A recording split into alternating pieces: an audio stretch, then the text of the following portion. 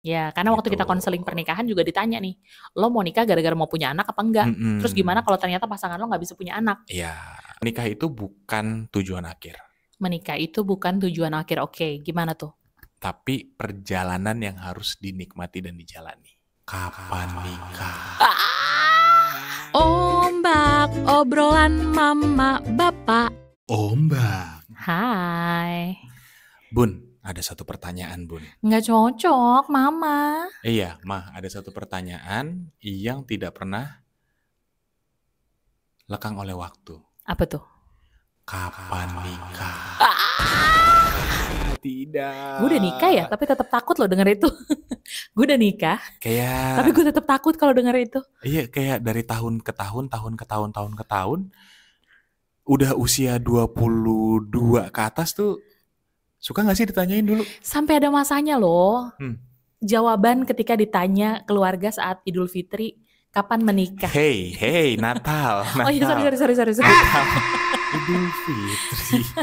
Tapi maksudnya emang itu momok sendiri sih. Dari umur 22 betul.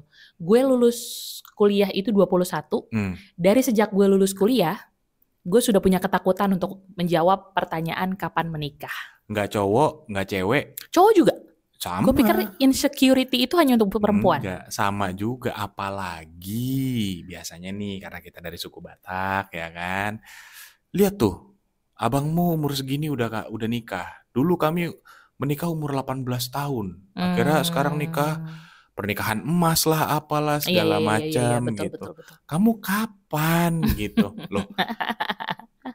Masalahnya udah ada jodohnya aja belum tentu langsung disetujuin. Apalagi yang belum ada jodohnya. Approvalnya berjenjang. Dan kenapa sih harus nikah emang? Nah, itu. Iya kan? Itu. Maksudnya kenapa langsung jam di kapan? Tapi kenapa lo gak nanya dulu? Kenapa harus nikah? Iya gak sih? Atau kenapa gak dijelasin dulu? Kenapa sih lo harus nikah? betul. Coba kalau misalnya ada bapak-bapak sama ibunya gitu ya. Bilang nih, kamu udah umur 23, nikah dong. Loh, kenapa Mah? Kenapa harus nikah? Harta kita yang 7 triliun nanti turun ke siapa? Jelas kan? Sombong amat. Jelas. Hari itu akad hari itu. Gitu maksudnya. Tapi kalau disuruh makannya juga, disuruh intermittent fasting yang 24 jam, karena maksudnya bekerja juga belum, apa juga belum, kenapa gue harus nikah gitu kan? Lebih banyak ke ICU sih ya kalau kayak gitu. Atau gue ngelihat orang tua gue nggak happy menikah, kenapa gue harus nikah? Betul. Iya, maksudnya banyak reasonnya gitu. Lebih banyak pertanyaan yang tiba-tiba jamnya kan ke kapan kan? Dan yang lebih nyebelin adalah yang nanya, belum ini nikah. Bukannya belum nikah, yang nanya tidak punya sumbangsi sebesar itu ketika kita menikah. Setuju, betul. Kecuali biaya nikah dari dia ya. Iya, betul. Itu pun nggak juga gitu, karena nanti setelah pertanyaan menikah adalah kok belum punya anak? Nggak habis. Anak kedua kapan? Kenapa anaknya belum bisa ngomong? Cuma 3 kok doang masih nih. pakai pampers? Sekolahnya negeri. Stop it. Nggak internasional. Banyak gitu. Jadi stop juga deh buat kita deh untuk nanyain kapan nikah gitu. Aku pernah bilang nggak sih ke kamu kayak, kayaknya kita nih udah nikah. Terus puji Tuhan ada 2 anak di karuniain lah malaikat-malaikat di tengah kecil rumah kita. Tangga kita, betul. Kayaknya kita udah gak etis ya. Kayak nanyain temen yang baru nikah atau yang belum nikah sama yang belum punya anak.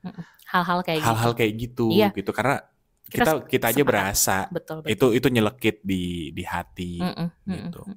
Tapi balik lagi, menurut kamu kapan nikah? Nah, itu dia. Sebelum kapan, kenapa dulu kali ya? Jadi kayak yang tadi kita ributin, sebelum kita akhirnya merasa bahwa ini waktu yang paling tepat adalah kenapa dulu harus nikah. Oke. Ya, gue mulainya dari situ ya Pak ya. Gitu. Sebagai informasi awal, gue menikah usia 29 tahun. Lo gak usah sebutin lo nikah usia berapa. Ya, tolong gak usah sebutin lo nikah usia berapa. Lebih muda. Oke. Gue nikah usia 29 tahun. Dan apakah gue merasa itu usia yang ideal? Sekarang setelah gue punya anak, iya. Gitu. Waktu sebelum usia 29 gue ngerasa emang sebenarnya kayak kok apa nih kok nggak ada ujungnya nih? Karena gue bermimpi pada waktu kecil adalah menikah semuda mungkin. Di usia? Kalau waktu itu kepikirannya di bawah 25 lah. Begitu lulus sarjana tapi di bawah 25 tahun. Tapi ternyata kamu setia menunggu aku. Oke. Sekarang ketika ditanya apakah usia 29 itu pas, gue ngerasa bahwa itu waktu yang terbaik sih. Karena gue udah bukan selesai, tapi gue udah menikmati banyak hal dulu. Gue udah traveling jauh dulu. Gue udah menikmati yang namanya karir. Gue udah nggak tinggi-tinggi juga karirnya, biasa aja. Tapi begitu banyak hal yang kalau anak zaman sekarang pulang kantor malam, mingle sana sini, tampil di sana sini, gue udah puas mengalami itu. Jadi pada usia ketika gue 29 tahun menikah dan puji Tuhan 30 gue jadi ibu gitu. Ketika gue ngerasa bahwa gue harus ninggalin nih, gue harus ngerem di salah satu sisi, gue kayak no regret. Udah puas aja gitu. Bandelnya udah selesai. Gitu. Ambisi pribadi kayak ya belum semuanya tapi kayak udah nikmatin kok gitu. Gitu. Jadi kenapa menikahnya malah belum dijawab. Jadi kapan? Kenapa menikah? Nah, kan Anda yang ngarahin tadi. Oh iya. Akhirnya kejawabnya jadi kapan dulu ya? Ini nih parah nih. Nah, 29 buat gue oke, akhirnya waktu yang paling pas. Terus kenapa menikah? Kalau gue emang dari dulu mimpinya menikah. Gue tipe perempuan yang emang dari kecil hobinya main ibu-ibuan. Kenapa? Karena gue ngerasa itu peran yang paling ultimate goalnya perempuan tuh jadi ibu. Gue termasuk perempuan yang gitu, yang percaya bahwa kayaknya nggak ada profesi yang lebih tinggi, lebih mulia, lebih hebat, lebih keren, lebih segalanya daripada jadi seorang ibu. Bisa aja lo jadi ibu tanpa menikah, tapi karena kita masih menganut prinsip bahwa lo menikah, flow-nya adalah terus punya anak. Jadi memang dari kecil gue memimpikan untuk menikah. Kebetulan makanya tadi gue bilang ini tidak bisa dijadikan standar. Kalau gue emang dari dulu mimpinya adalah jadi ibu. Gitu. Jadi menikah adalah salah satu fase atau konsekuensi logis yang harus gue jalanin supaya gue bisa jadi ibu. Gitu. Tapi ada ini nggak, ada pengaruh kayak ya tadi ditanya sama orang-orang, didesak sama orang tua mungkin? Yang kasus gue driving force-nya emang dari dalam. Gitu. Jadi orang tua nanya, keluarga besar sama, karena kita sama-sama orang Batak, nanya, tapi gue tidak pernah terusik dengan itu, karena memang driving force dari dalam untuk menikah dan punya anak itu udah jadi mimpi dari kecil. Gitu. Tapi apakah itu jadi standar bahwa semuanya harus seperti itu? Kan tidak. Gitu. Cuman kalau gue itu, kalau Bapak? Kalau kenapa, ini coba jawab dari sisi teologis. Agamais banget kita. Iya, kalau di kitab suci kan tertulis bahwa ya memang si laki-laki akan meninggalkan keluarganya bersatu dengan istrinya. Tidak baik seorang diri saja. Membentuk keluarga baru. Ya kan? Ya dari Adam dan Hawa aja kan, Adam sendiri terus terciptalah Hawa. Gitu, dia nggak dibiarin sendiri. Dari rusuknya, betul. Gitu. Tapi kalau dulu ditanya kenapa, awalnya tuh kayak gue udah capek deh ditanyain mulu dari umur 22, 23. Oh, triggernya itu awalnya? Awalnya gitu, kayak pada saat itu kan punya calon, punya pacar, mantan gitu. Ini biar gak terjadi konflik internal gitu ya. Tapi kan gak disetujuin pada saat itu. Karena beda suku yang pertama. Alasan kuatnya itu doang sih sebenarnya. Beda suku gitu. Tapi Asmat. Wah. Gak boleh Pak. Aztek. Suku Aztek. Ngeri juga. Itu pertama. Terus belum kepikiran. Tapi di usia muda itu emang sudah terpikir untuk menikah? Atau takut berkomitmen menikah? Pada saat itu berpikirnya adalah gue pengen deh kayaknya paling lama nikah tuh umur 27-an. Oh gitu ya? Kenapa? Ketika anak gue udah umur 20 yang udah lagi kuliah, gue masih 47 tahun. Pada saat itu pemikiran sederhananya. Jadi mau nongkrong bareng tuh masih nyambung. Gue pikir laki-laki itu justru tidak begitu, maksudnya nggak komitmen banget gitu, kita jalanin aja gitu, enggak ya? Lo termasuk yang menikah itu buat lama-lama juga lebih cepat lebih baik. Gitu. Tapi ya balik lagi ke masing-masing orang ya. Gitu. Nah pada saat itu gitu. Tapi ketika sudah menikah, akhirnya ngerti kenapa harus nikah. Dari segi gue, dari pengalaman gue adalah ternyata itu siklus perjalanan hidup yang harus dilewatin oleh manusia. Kenapa? Mungkin selama ini lo ngerasa kepahitan apa lagi sih yang belum pernah gue lewatin? Perjalanan apa lagi sih yang belum pernah gue jalanin? Hei kawan, menikahlah dulu. Goncangan ekonomi. Sebelum goncangan ekonomi ada goncangan-goncangan lain Bapak Ibu. Enak. Yang gak enak kan goncangan ekonomi, goncangan sosial. Termasuk goncangan jiwa. Karena gak gampang loh ternyata setelah hidup satu rumah. Menyatukan dua kepribadian yang berbeda. Iya kan? Iya kan? Hidup dari pagi sampai pagi lagi maksudnya itu juga lumayan goncangan jiwa. Gitu ya, walaupun setelah 5 kali punggung-punggungan lah ya tidurnya kayaknya semuanya sudah baik-baik saja setelah akhirnya. Itu gitu. Jadi kenapa menikah adalah karena itu ternyata sebuah siklus perjalanan yang sekali lagi boleh didebat, boleh setuju boleh enggak, tapi menurut gue sebuah siklus perjalanan yang harus dilewati dan setelah dijalani itu kayak ternyata proses pendewasaan itu memang tidak pernah berhenti. Ternyata ada petualangan-petualangan yang harus dicobain nih bersama pasangan gitu dan lebih seru aja gitu, terlepas dari apakah sudah langsung diberikan keturunan atau belum. Tapi ternyata ketika menyatukan dua pribadi yang berbeda, perjalanannya tuh jadi semakin menarik. Tuh. Tapi kalau ditanya kapan waktu paling ideal untuk menikah? Menurut gua kalau lo udah siap. Bukan secara materi. Bukan secara materi. Jadi siapnya apa? Siapnya definisi siap itu apa? Checklistnya? Siapnya itu adalah lo siap nih berkorban untuk satu sama lain. Lo siap untuk, walaupun pada saat pacaran pasti lo belum kebuka semua tuh baik buruknya. Tapi gue udah siap aja nih untuk nerima baik buruknya dia. Karena udah cek latar belakang keluarga dulu dong. Iya. Ya jangan silau sama harta, jangan silau sama status sosial. Lo harus periksa dulu. Background check yang benar. Ya. Jangan sampai nyesel di kemudian hari. Kalau kata orang itu bibit bebet bobot. Itu perlu, tapi kesiapannya itu adalah bahwa ya udah, gue siap untuk mulai belajar neken ego gue, supaya nggak kebentur nih ego gue sama ego pasangan gue. Ya semua orang itu punya ego, itu harus diakuin gitu. Nah, lebih kepada kesiapan mental.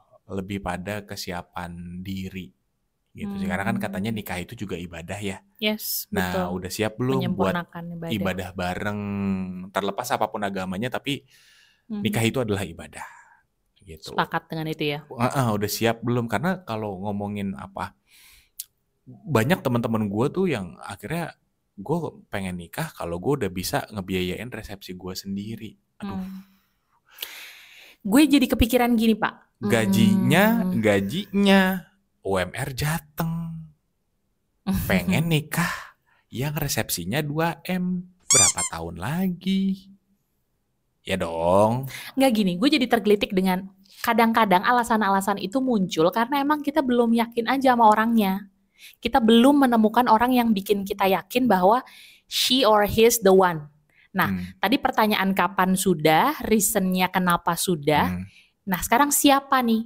Maksud gue, gimana kita bisa nentuin bahwa enggak, kalau sama ini kayaknya emang ini deh, yang gue akan nikah sama yang ini. Karena ada yang bilang begitu ternyata salah, ada yang tidak bilang begitu ternyata he's atau she's the one gitu. Kalau menurut Bapak, sebenarnya si jodohnya ini kita tahu nggak ini sih yang akan jadi jodoh gue tuh gimana sih kalau dari cerita versi lo? Kalau dari aku tuh ya ini versi kita ya.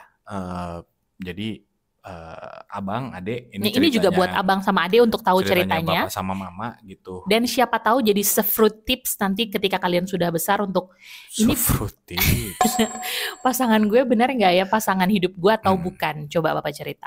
Nggak tahu gitu, tapi kayaknya dibukain jalannya aja sama yang Maha Kuasa. Gitu. Kalau itu adalah pasangan lo, jalannya mudah gitu. Kenapa? Ya masing-masing orang punya ceritanya sendiri, punya perjalanan hidupnya sendiri. Nah kebetulan gue waktu ketemu si mama ini itu di saat bokap sakit, dirawat karena kanker stadium 4, kanker usus di sebuah rumah sakit swasta. Nah pada saat almarhum ini sakit, Yang kepikiran adalah, aduh gimana nih anak gua, Belum belum menikah. nikah-nikah. Oke. Bentar lagi sudah mau kepala 3. Yes. Beberapa tahun lagi mau kepala 3. Akhirnya keluarga datang, ngunjungin, jenguk. Nah, kebetulan ada saudara kita. Dikenalin lah, mau nggak dikenalin? Ya udah kenalan Usut aja, punya usut. nggak apa-apa. Nah, ini salah satu langkah juga bahwa terbuka aja dulu. Iya. Namanya kenalan, nggak ada yang salah. Prosesnya kita yang ngejalanin kok. Silaturahmi maksudnya dengan siapa aja, mingle. Iya, karena pada saat itu gue bilang, boleh kenalan, tapi jadi nggak jadinya biar kami yang nentuin. Oh, bilang gitu? Gitu, sama si kakak ini, keluarga kita gitu kan. Ya udah akhirnya kenalan, ketemu sama si mama, kita janjian jalan, terus akhirnya harus ke rumah sakit dulu karena mau nganter, waktu itu sudah harus pakai pampers dan alas tidur gitu ya. Dan nggak tahu almarhum tuh dapat kekuatan dari mana di tengah keluarga yang lagi datang banyak gitu, dia tiduran. Begitu si mama masuk nih, tes bangun, dia duduk set. Terus pura-pura kayak, oh ini, dah tuh ngobrol segala macem. Pulanglah, aku habis nganterin kamu waktu itu kan. Nah tiba-tiba bokap ternyata masih bangun dan nungguin aku gitu. Oke. Tiba-tiba dia bilang gini, pokoknya itu ya menantu gua katanya. Oh jadi karena judgement orang tua? Enggak, bukan. At some point pada saat itu, kalau secara makanya real, siapa tahu ada yang orang lain yang nonton video ini juga dan merasa bahwa apa kata-kata orang, kan banyak yang bilang kata-kata orang tua itu kata-kata Tuhan. Apakah pada saat itu ya, lo menganggap itu sebagai pertanda bahwa ini kali ya emang karena bokap gue ngomong gitu, atau sebenarnya bukan? Sebenarnya salah satunya iya, yang ngerasa kayak pertanda. Oke. Yang kedua sih sebenarnya pada saat itu ya udah kenalan aja dulu, karena fokusnya lagi tidak memikirkan si pernikahan. Lah bokap aja dulu sembuh. Oke. Gitu, tapi kenalan dulu, dijalanin dulu aja nggak apa-apa gitu. Cuman satu sisi kebetulan gue sama bokap tuh nggak pernah ngebahas itu. Nggak pernah ngebahas kayak, lo kapan nikah? Oh enggak ya? Tipe yang enggak ya? Sama siapa gitu, target apa enggak. Oh oke. Tapi dia lebih banyak cuma mempertanyakan aja. Nah tiba-tiba keluar titah seperti itu. Pada saat itu gue nggak tahu, ternyata itu pesan bokap yang ya akhirnya menikah tanpa kehadiran dia dan nyokap sih. Ya kan? Tapi ya itu sudah berlalu. Sudah berlalu lah. Cuman, tapi maksudnya dia juga sudah tahu bahwa ini menantu gue gitu. Dan ternyata dijawab Tuhan juga emang. Yang dia minta itu dikasih. Betul. Gitu. Jadi mungkin insting tapi orang tua. Tapi akhirnya bahwa she is the one atau he is the one, ketika kita mau komit, yakin gue mau nikah, kalau dari sisi lo adalah terima masukan, buka diri, dan terima masukan dari siapapun. Iya, dan karena itu bisa jadi pertanda gitu. Iya, dan gue sih selalu tipikal orang yang ketika mulai dari pacaran, gue udah nunjukin buruk-buruknya. Semua. Gitu. Jadi kalaupun kenalan baru 2 minggu dia nggak terima, ya udah, berarti bukan. Gitu. Tapi kalau sudah mulai bisa nerima, karena kan nggak kita buka semua nih kartunya nih. Kartu as, jokernya tuh masih di belakang. Pada saat menikah tuh, ternyata dia begini ya. Lah buset, kalau makan satu rice cooker habis sendiri gitu. Selama pacaran enggak. Makannya irit gitu, cimit-cimit, ternyata enggak juga gitu. Jadi iya, banyak faktor juga sih sebetulnya. Oke. Maksudnya kan karena mungkin ya, kalau gue ya ngelihatnya ya, alasan uangnya belum cukup, alasan ina itu karena memang sebenarnya belum ketemu aja. Karena begitu sudah ketemu yang kita yakin, kayaknya hantaman kayak apapun tuh kayak, karena banyak kan orang menikah dengan kondisi minus gitu. Ada orang menikah dengan kondisi yang tidak ideal gitu. Tapi mereka maju karena mereka merasa udah menemukan aja. Nah makanya tadi gue gali itu karena siapa tahu itu bisa jadi inspirasi buat orang lain bahwa oh iya tanda-tandanya kan ada ya. Iya. Jadi walaupun belum cinta-cinta banget ya gue kayaknya jalan deh karena mungkin semuanya dipermudah gitu, maksud gue tadi kenapa bawa ke sana. Dan nikah itu selalu ada rezekinya. Besar kecil jangan nilai dari uang ya. Tapi ada aja rezekinya. Gitu. Cuman sekarang balik lagi sih ke orangnya gitu. Dipertanyakan lagi kenapa sih gue harus nikah? Jangan menurut gue ya, jangan karena desakan orang tua, desakan keluarga, tekanan sosial gitu. Gue punya geng 5 orang. Lah, gue sendiri belum nikah gitu, bukan karena keterpaksaan sih. Yes, karena memang ada profesi tertentu yang memang akhirnya memilih untuk tidak menikah. Tapi kalau dia memberikan hidupnya untuk jadi manfaat buat orang yang lebih besar, hebat banget. Betul. Gitu maksudnya. Jadi tadi memutuskan menikah atau tidak menikah kalau menurut Bapak adalah lo tahu dulu ya, purpose lo tuh apa gitu di dunia ini gitu. Lo udah siap belum? Dengan gitu. segala konsekuensinya. Dan kita tidak mau menilai orang yang akhirnya gue kayaknya bahagia deh untuk menjalani hidup sendiri. Ya silahkan itu hak berpendapat kan. Kebebasan berpendapat itu bahkan dijamin oleh negara, ya silahkan gitu. Cuma kebayang gak sih umur 65 itu hidup sendiri? Sedih kan. Di saat sudah retire, aktivitas yang hari-hari sama kerjaan udah gak ada gitu. Gue dong, tanya dong. Kenapa? Minta dipancing. Orang udah dimakan umpannya, gak dipancing-pancing lagi lah. Umpannya udah dimakan, dah dia ngeplak-ngeplak aja. Apa tadi? Tanya dulu. Gimana akhirnya kamu memutuskan bahwa wah ini nih. Nah, gini, waktu kita menikah, jadi supaya pada tahu dulu nih, waktu kita menikah, bokap gue sakit, nggak lama nyokap didiagnosa penyakit yang sama di organ tubuh yang berbeda. Yes. Dan akhirnya dua-duanya meninggal dunia di tahun yang sama, hanya beda bulan. Yeah. Nah, apakah itu juga pengaruh bahwa kayaknya kasihan juga ya si kawan ini gitu, udah yatim piatu gitu. Nah, oke. Kalau gue justru kebalik. Tadi kalau Bapak bilang bahwa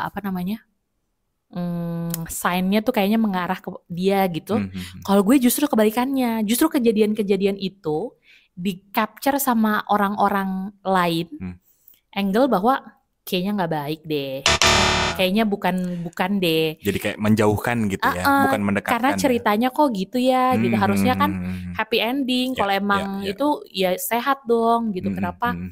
Kenapa harus sudah perjalanannya udah harus berhenti sebelum hari bahagia itu?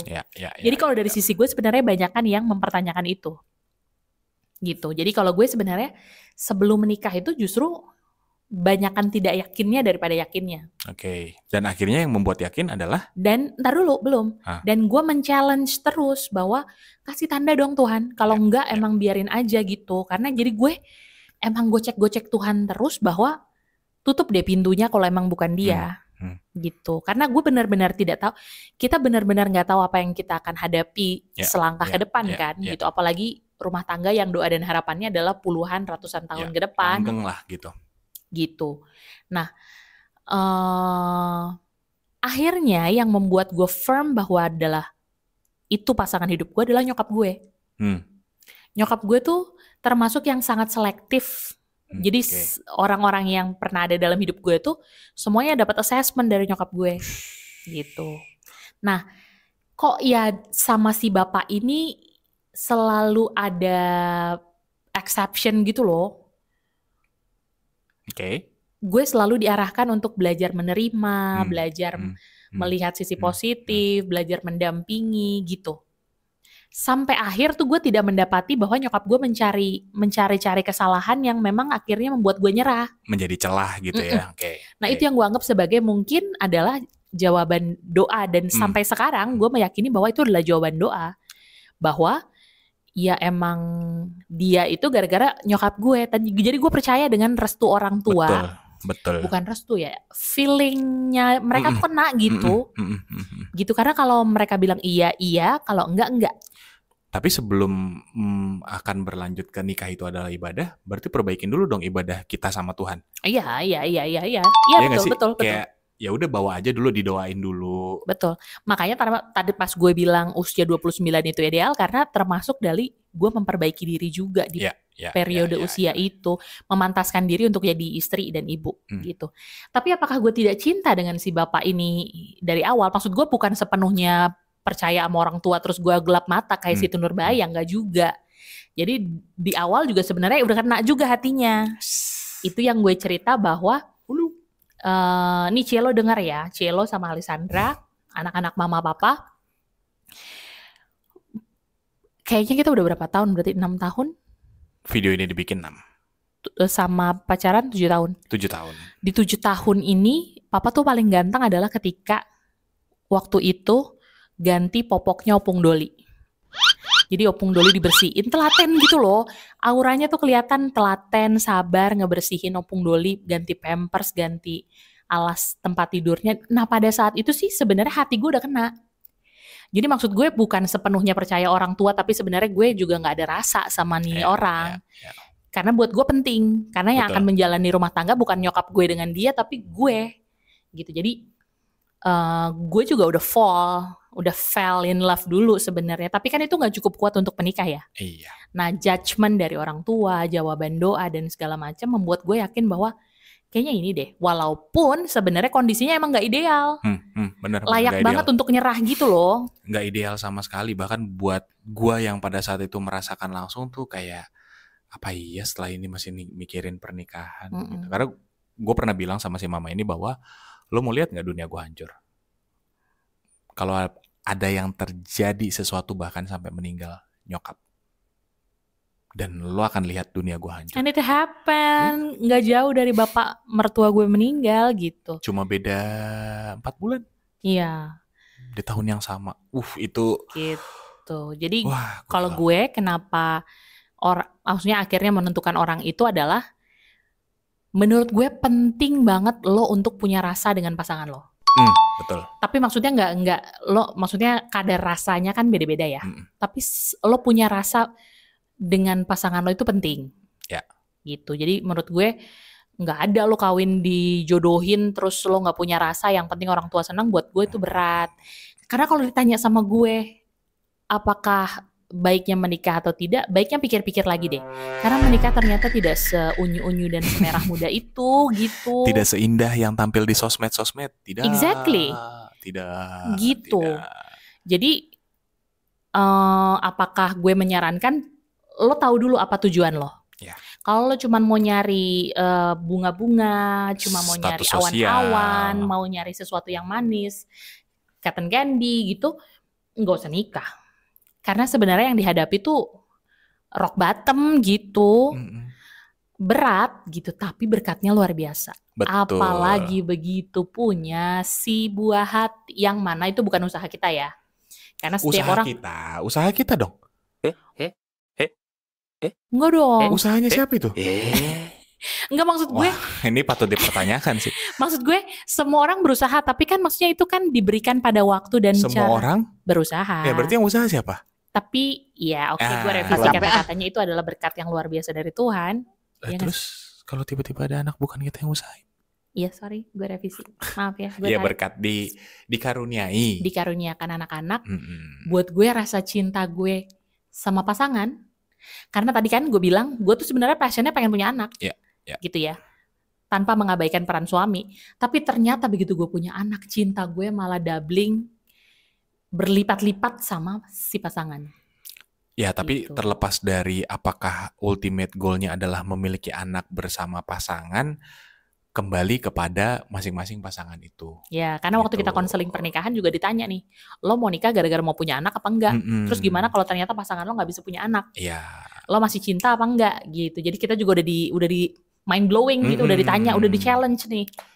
Kalau enggak mundur deh. Gitu. Memang banyak persiapannya sih, dan semangat buat para pejuang garis 2. Kita doakan yang terbaik. Kami doakan supaya segera diberikan keturunan. Yang penting usaha aja dulu, diusahakan bersama ya. Sama yang sedang menantikan pasangan hidup ya, kita nggak pernah tahu kan. Kayak tadi si saudara datang jenguk ternyata bisa berimpact pada dapat jodoh.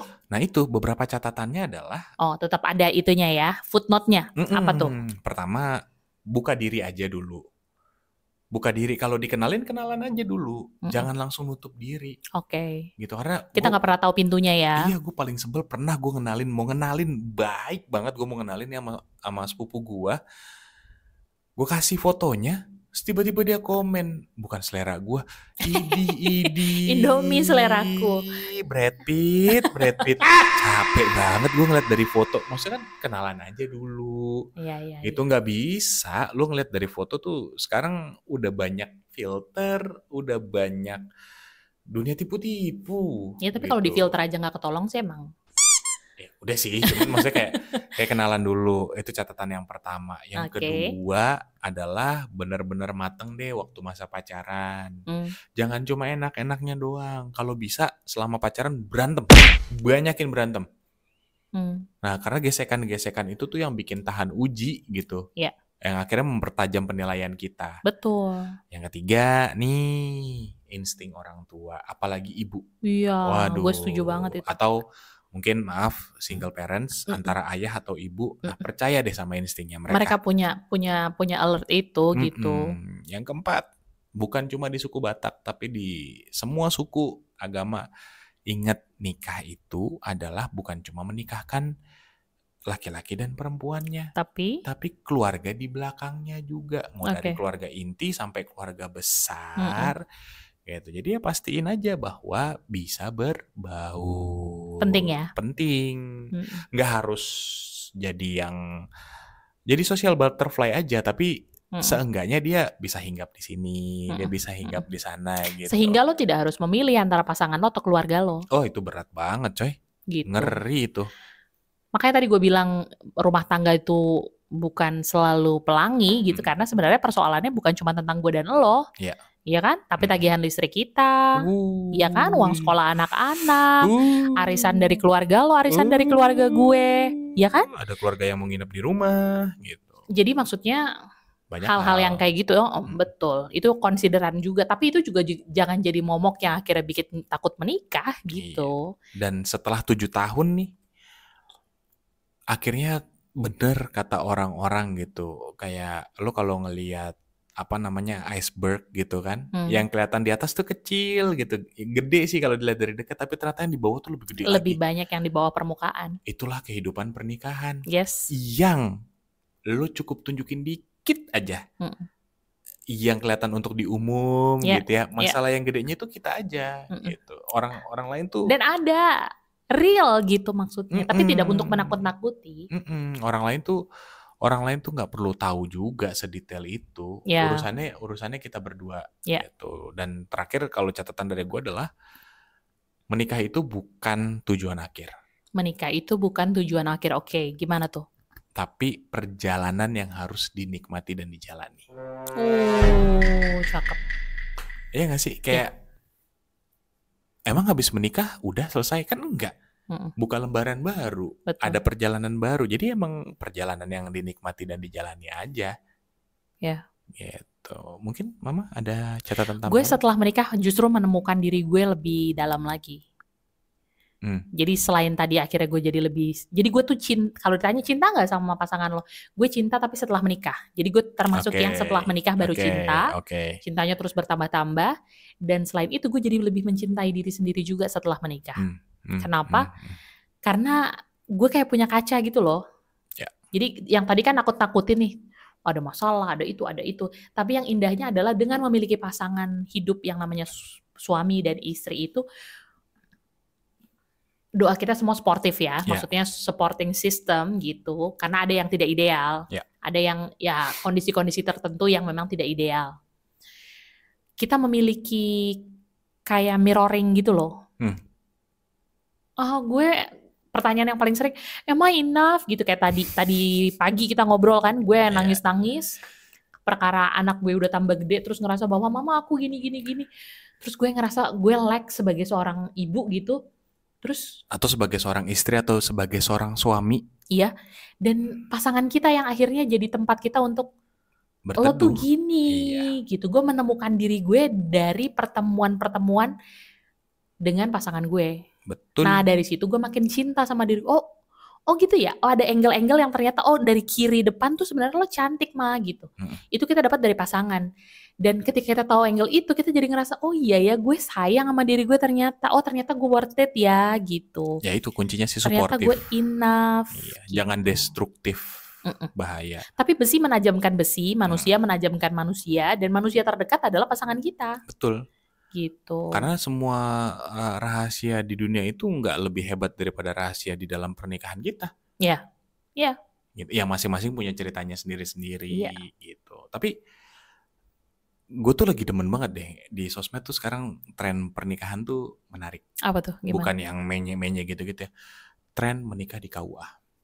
Oh, ada ya? Ada Gue yang kurang ngikutin tuh. cuma ngundang keluarga inti, terus sederhana aja gitu kan. Ya kalau kita kan nggak di KUA ya gitu. Tapi banyak yang menikah di KUA dan gue setuju sama alasannya.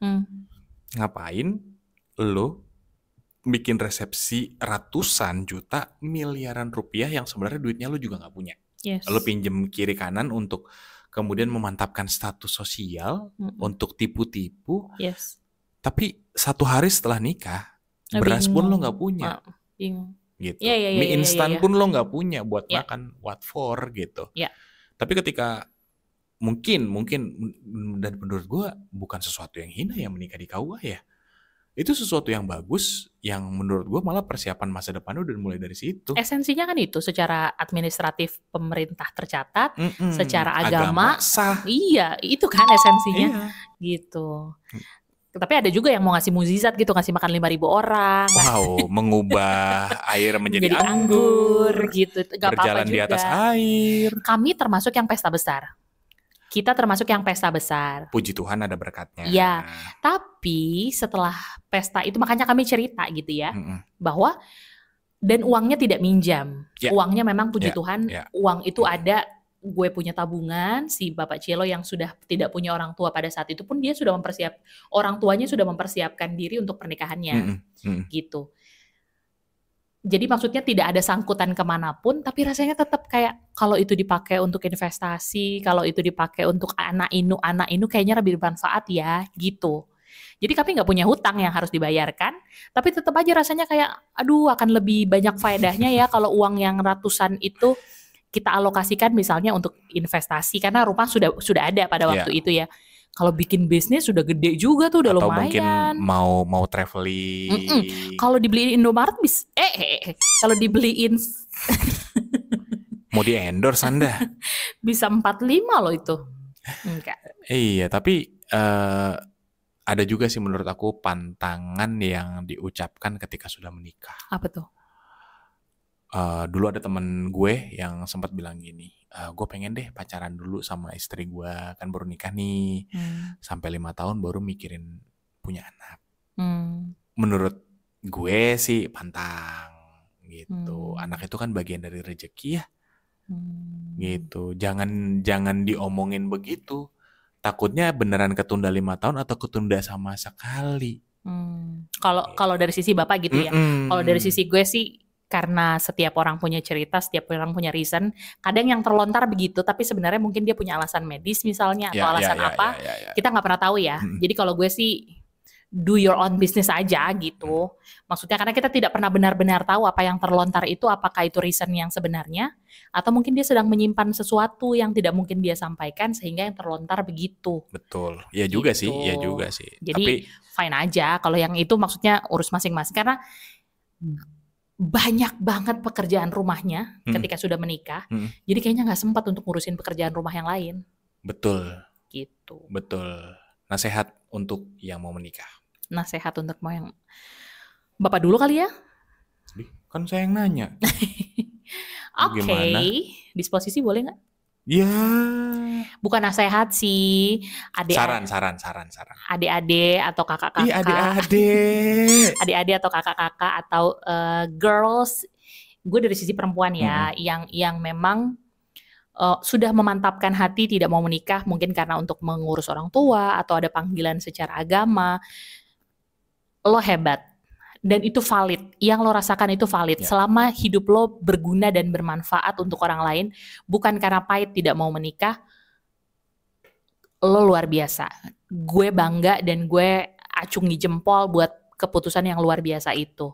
Karena ada yang mengorbankan dirinya untuk menjaga orang tua sehingga tidak menikah, itu luar biasa banget. Atau jadi volunteer untuk merawat orang-orang tua. Ya. Luar biasa banget, kita nggak pernah tahu ya. Tapi yang ngerasa bahwa belum mau menikah hanya karena mau ngejar ina itu, nggak ada habisnya.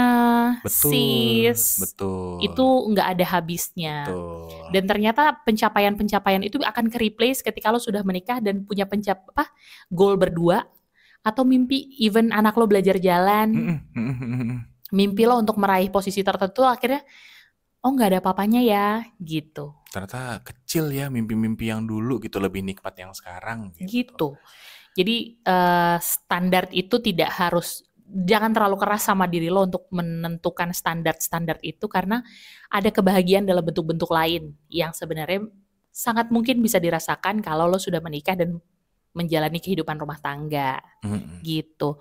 Bagi yang masih menunggu, belum pahit dan masih berharap gue dapet gitu, sebaik-baiknya ekspektasi lo akan kemahakuasaan Tuhan, sebaik itu sih lo akan dikasih pada waktu dan cara dan orang yang tepat. Jadi jangan pernah kehilangan harapan gitu. Dan jangan pernah malas berusaha. Jangan pernah tutup membuka diri lo. Minimal membuka diri. Jangan pernah tutup diri lo, karena tadi belokan mana kita nggak pernah tahu. Tadi kan waktu, orang, cara kita nggak pernah tahu, jadi selalu terbuka. Gitu. Itu. Nggak nasehat kan? Ya nggak tahu sih nasehat, tips atau saran buat gitu. Boys. Buat, ini lebih general sih, bahwa menikah itu bukan soal tentang fisik, bukan soal tentang kekayaan, tapi tujuannya adalah bahagia. Tujuannya adalah bahagia. Jadi ekspektasi tidak perlu terlalu tinggi, gitu ya. Apakah tadinya mimpi misalnya bahwa idaman gue tuh cewek seperti Luna Maya, tapi mungkin dapatnya itu yang tidak selevel dengan Luna Maya misalnya. Raisa. Gimana ya kalau itu ya, saya jadi bingung nih. Ya pokoknya Anda mulai goyah ketika dengar nama itu, Anda mulai goyah.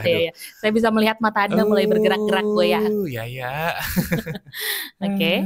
Ya maksudnya tadinya misalnya si Raisa deh, kayak Raisa, katakan Raisa, tapi ternyata nggak dapet nih. Raiso. Asal jangan Rawedi ya, Raiso aja cukup, jangan sampai Rawedi gitu. Tapi nggak juga gitu. Nggak semua tentang fisik, nggak semua tentang kekayaan, tapi iya realistis aja. Lo pengen kayak gitu juga emang lo apa gitu, maksud gue. Saya sih nggak mau ngomong ke sana ya. Tetap Pak, bahwa akhirnya adalah lo yang tahu kadar bahagia lo akan seperti apa. Lo yang tahu bahwa kalau gue sudah menikah, gue mencapai ini, maka gue akan bahagia. Maka pilihlah yang bisa minimal 80% satu visi. Nggak tadi maksud gue kenapa itu bukan mendiskreditkan wajah. Maksud gue kita tuh jadi pasangan yang sepadan aja. Karena kesenjangan itu baik dari uang, baik dari fisik, baik dari status ekonomi, semakin senjang itu tuh akan semakin banyak konfliknya. Enggak, nih dia benerin. Dia benerin. Enggak, gue izin klarifikasi ya. Jadi sebelum pengacara saya yang menjelaskan, maksudnya disparitas itu, lo jangan happy dengan ini nih pasangan gue ganteng kan gitu, atau ini dong istri gue cantik kan, karena disparitas itu justru membuat lo tidak tenang. Iya. Padahal ketika kita menikah, yang tadi bahagia itu bunyinya adalah tenang. Betul. Semakin banyak hal yang bisa bikin lo tenang, lo akan semakin mudah untuk bahagia. Betul. Gitu. Jadi maksudnya bukan salah lo nyari yang cantik, bukan, tapi cantik yang sewajarnya, yang buat gue sepadan aja. Kalau gue ke pesta ya pantas aja. Yang kaya juga bukan mau gantungin hidup gitu. Karena kalau lo gantungin hidup, lo kan juga dilihat sebelah mata. Gimana kalau kita nyarinya bareng? Disparitasnya nggak terlalu jauh gitu. Jadi kita saling respect, iya kan? Jadi maksud gue tadi itu bukan tahu diri itu, tapi kesenjangan yang jauh itu hanya akan menelurkan masalah yang banyak ketika berumah tangga gitu. Jadi jangan fairy tale-nya dibawa bahwa si Upik Abu sama pangeran tampan yang kaya raya, tapi kan itu masalahnya banyak, senjang gitu loh. Gitu. Dan terakhir dari gua adalah jangan pernah ngebandingin perjalanan hidup, perjalanan cinta lo sama orang lain. Dan jangan pernah menjadikan influencer, konten kreator, atau konten-konten tertentu sebagai golden standard untuk mencari cinta sejati, kehidupan yang iceberg bahagia. Tadi penting juga tuh iceberg yang kelihatannya cuma dikit, itu di bawahnya banyak persoalannya. Jangan jadikan golden standard. Dia tuh bikin itu ya supaya FYP aja gitu. Tapi yang pahit-pahit apakah ditampilkan? Oh tidak, jangan diikutin. Sebelum terakhir dong buat anak-anak kita. karena ini juga video memang kita bikin, obrolan mama bapak adalah untuk anak-anak kita. Ada yang mau disampaikan nggak? Abang sama adek, it's a long way to go. Masih jauh, cuman coba pilih yang baik. Amin. Karena kalau yang terbaik kayaknya ya terbaik cuma Tuhan ya. Pilih yang baik, bawa dalam doa, dan pastikan sekali lagi kamu berdua merasa bahwa aku akan bahagia dengan orang ini. Itu papa mama hanya bisa mendukung saja, hanya bisa merestui saja. Belum udah melo. Itu sih. Abang dan adek, doa mama pada saat hari bahagia itu, kalau Tuhan berkenan sih doa mama kalian memiliki pasangan, menikah dan punya anak-anak gitu. Tapi kalaupun tadi ada alasan tertentu kalian harus itu, dan itu untuk kemuliaan nama Tuhan, mama dukung ya. Tapi doa papa dan mama pada hari itu, kalau Tuhan berkenan, papa mama ada di sana membersamai kalian untuk menikah, masukin jenjang baru, melihat kalian punya anak cucu. Dan kami mau belajar dari hari ini untuk menghormati keputusan-keputusan yang kalian ambil. Karena kalian akan menjadi individu dewasa. Jadi dari hari ini kami udah sering banget ngobrol, nanti kalau mereka udah berumah tangga jangan dikekang harus di rumah kita dan bla bla bla. Diskusi itu sudah dimulai dari hari ini tahun 2025. Gitu, waktu kalian umur 5 dan umur 2. Artinya kami juga mempersiapkan diri untuk membuat kalian menjadi pribadi yang bisa memilih. Memilih menikah atau tidak menikah, menikah dengan siapa. Kami hanya memberikan masukan, tapi kami berikan ruang untuk memilih dan kami bantu doakan. Jadi doa papa dan mama kami sehat, kita berempat sehat. Kalian boleh menjalani setiap fase tumbuh kembang kalian dengan ada papa mama secara fisik, secara mental, spiritual bersama-sama dengan kalian. Dan jadi melankolis gue. Apa sih? Masih jauh kali. Enggak sih. Sekedipan mata tiba-tiba ntar. Jadi menarik. Sehat panjang umur kita semua ya. Amin. Sehat panjang umur juga semua yang nonton kami. Satu kata, video ini dibuat pada saat kami akan 7 tahun pernikahan. Satu kata yang setelah kamu rasakan menikah, mendeskripsikan apa itu pernikahan, satu kata aja. Sempurna. Bapak? Nikmat. Sempurna dan nikmat. Obrolan mama bapak, Ombak. Sampai ketemu episode selanjutnya. Ombak.